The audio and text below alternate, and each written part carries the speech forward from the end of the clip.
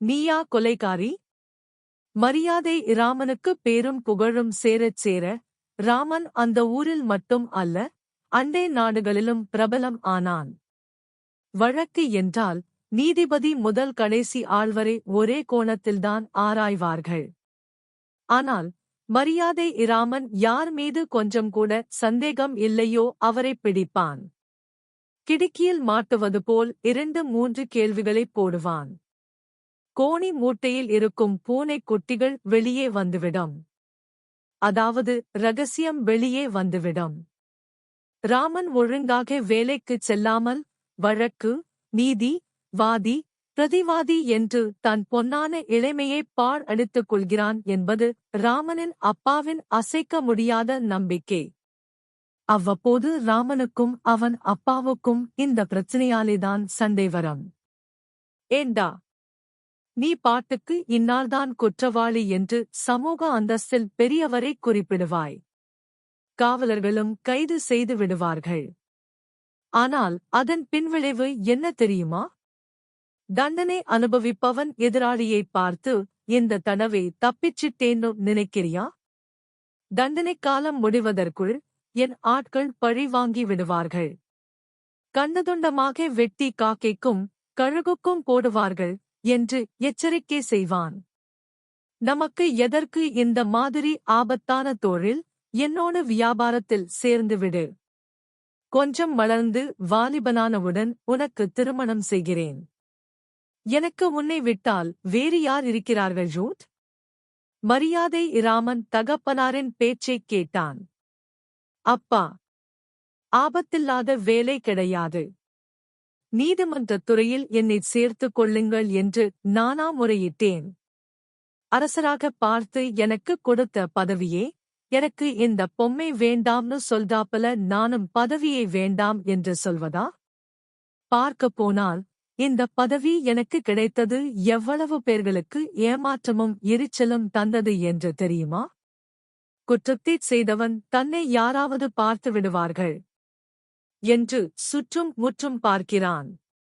பின்னாலே தைரியம் வந்து, தனக்கு விரோதிகளாக இருப்போரின் மீது பழி போடுவான்.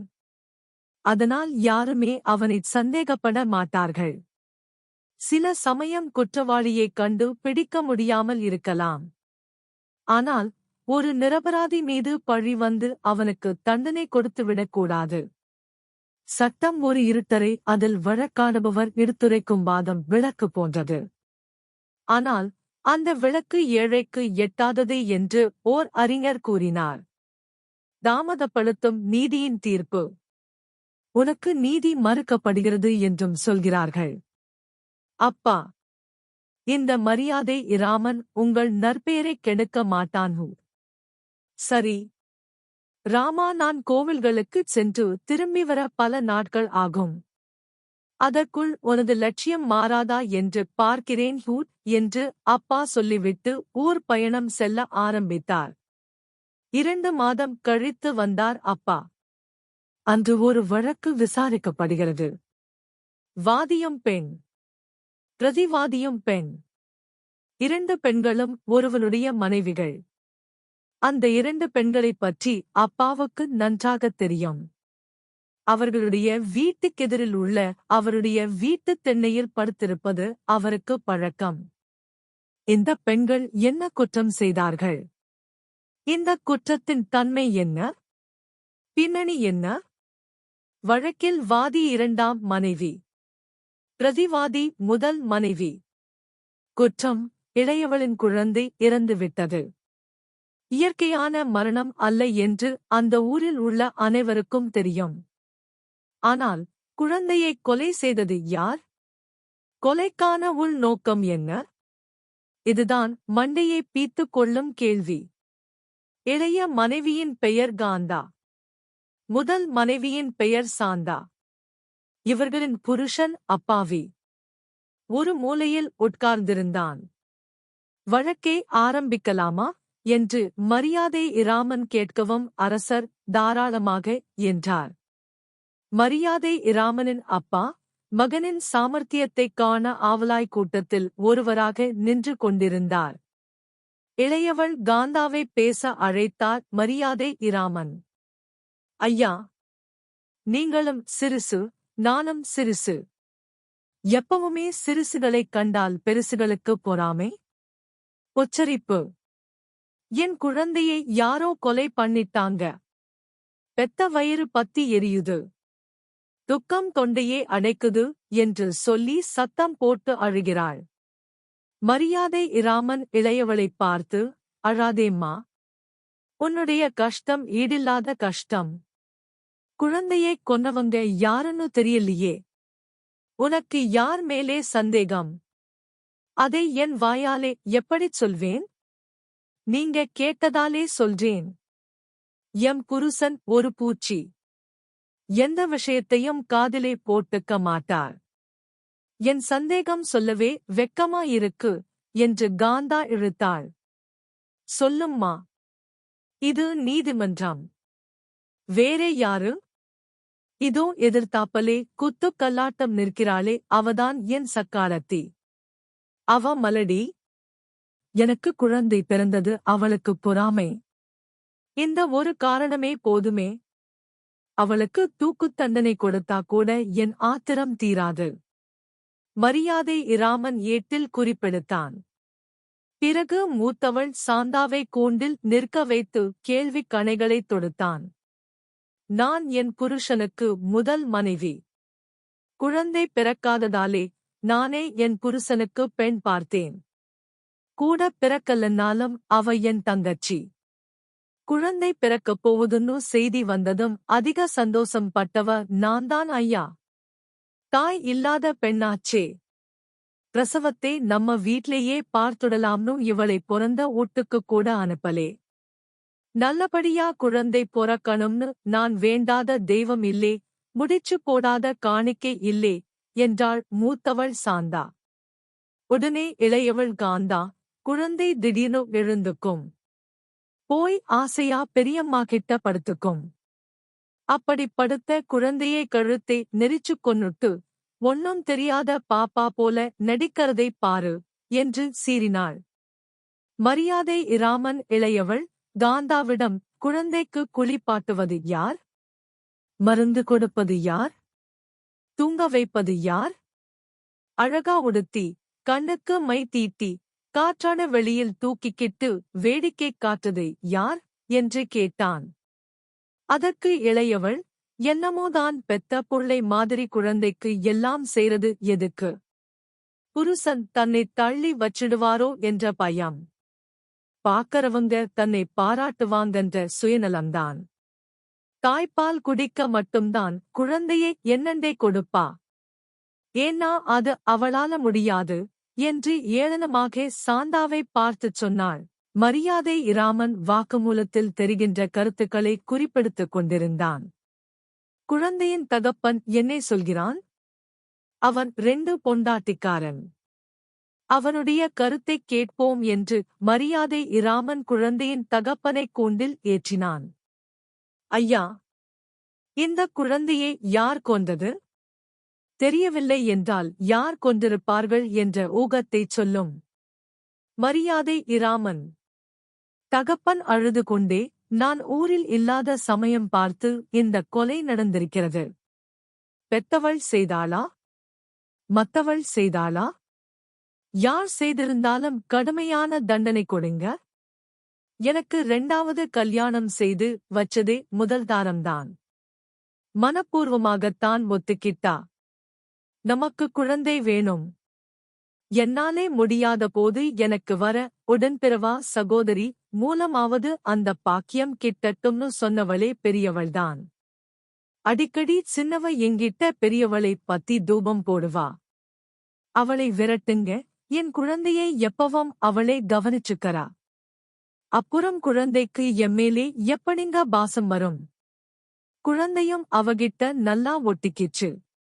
அப்படிச் சொல்லும்போது நான் ஒன்னா இருக்க கத்துக்கணும்னு புத்தி சொல்வேன். இன்னொரு உண்மையை இந்தச் சபையில் சொல்றேன். சின்னவளுக்கு குழந்தை பிறந்த 6 மாசம் கழிச்சு பெரியவள் என்னை வைத்தியர்கிட்ட அழைச்சிட்டு போனா. வாந்தி மயக்கம்னு சொன்னா. வைத்தியர் அவளை பரிசோதித்து மகிழ்ச்சி என்று சொன்னார். ஆம், பெரியவளும் தாயாகப் போகிற நிலையில் இருக்கிறாளாம். நான் சந்தோஷம் அடைஞ்சேன். ஆனா பெரியவா வைத்தியரிடம், கருவைக் கலைக்கும் மருந்தை கொடுங்க, எனக்கு குழந்தை வேணாம் என்றாள். நானும் வைத்தியரும் தடுத்தபோது விஷம் குடிச்சிருவேன்னு பயமுறுத்தினா. வேறு வழியில்லாம வைத்தியர் கருத்தடை மருந்தை கொடுத்து விட்டார். இந்த விஷயம் இதுவரை சின்னவளுக்கு தெரியாது என்று தேம்பினார். வழக்கு தனக்கு எதிராகப் போவதை அறிந்த இளையவள் காந்தா, என் குழந்தையை கொலை செய்தவளை சும்மா விடக்கூடாது. இந்த நீலிக் கண்ணீர் விட்டா குழந்தை பொழைச்சுடுமா? விஷத்தை கொடுத்தா குழந்தை உடல் நீளம் பாய்ஞ்சிருக்கும், கையால நெரிச்சிருந்தா கைரேகை தெரிஞ்சிருக்கும் என்று அரற்றினாள். மரியாதை இராமன் அவள் சொல்வதைக் குறித்துக் கொண்டான். சரி அம்மா, குழந்தையைப் பெத்தவங்க நீங்க. ஆகவே தண்டனையில் ஒரு பகுதி நீங்க குற்றம் சாட்டும் மூத்தவளைக் கட்டி போட்டு கசையடியே நீங்களே கொடுக்கலாம். கயிறால் கட்டினால் அறுந்துவிடும். எதனால் கட்டினால் உடலை இருக்கும் என்று யோசிப்பது போல் கேட்டான். இளையவள் மகிழ்ச்சி பொங்க, மரத்தைச் சுத்தி படரும் பாடவரங்காய் கொடியே வெச்சுக் கட்டினால் கொடி அறுபடாது, உடலை இறுக்கிவிடும் என்றாள். என் வீட்டுத் தோட்டத்திலேயே அந்த கொடி படருது என்று மேலும் தகவல் தந்து மூத்தவள் கொஞ்ச நேரத்தில் கொடியால் கட்டப்படுவாள் என்று மகிழ்ச்சியுடன் இருந்தாள். சொன்னபடியே இளையவள் வீட்டிலிருந்த நீளமான பாடவரங்காய் கொடி அறுத்து கொண்டு வரப்பட்டது. சபையில் நிசப்தம். மரியாதை இராமன் அரசரிடம் இரகசியமாக ஏதோ சொன்னான். அப்படியா என்பது போல் அரசர் ஆச்சரியத்தால் வாய் பிளந்தார். கூடியிருந்த மக்கள் முடிவு தெரிந்து கொள்ள முட்டி மோதிக்கொண்டு இருந்தனர். மரியாதை இராமன் அந்த பாடவரங்காய் கொடியே சேவகனிடம் கொடுத்து, அந்த அம்மாவை கொடியால் கட்டுங்கள் என்று உத்தரவிட்டான். எந்த அம்மா என்பதை மக்கள் யோசனை செய்வதற்குள் சேவகன் இளையவளைக் கட்டத் துவங்கினான். இளையவள் பதறி, வேண்டாம், என்னைக் கட்டாதீர்கள், நானே உண்மையைச் சொல்லிவிடுகிறேன். குழந்தையை கொலை செய்ய கசாப்புக் கடைக்காரனின் உதவியை நாடினேன்.